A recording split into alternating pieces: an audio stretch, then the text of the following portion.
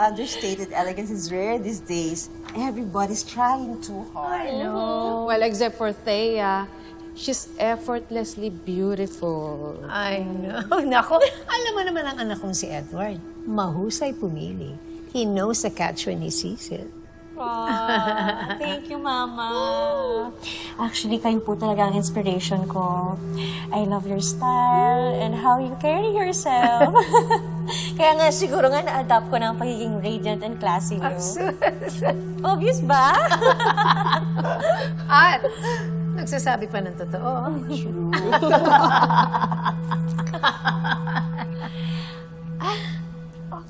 Look, Ma. Nandito rin pala ang inyong favorite daughter-in-law. Hi, Marge! Halika! Join us! Halika, ikaw naman, oh. Nandito ang mga amiga ni Mama. Okay ka lang?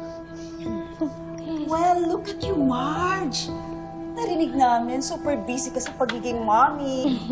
Kaya pala bihira ka na makasama sa mga events namin. I love your outfit.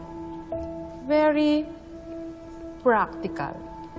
Bihira na ngayon ng mga ganyan na confident maging comfortable. Ano ba? Alam niyo naman si Marge. She's juggling consultancy work at pag-aalaga kay Jasmine na may special needs.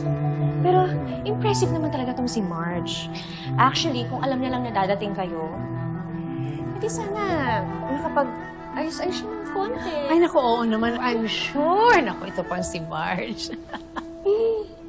Ikaw naman, Marge. Alam mo namang may bisita ako. Display ka pa ng ganyan. Ang itsura mo.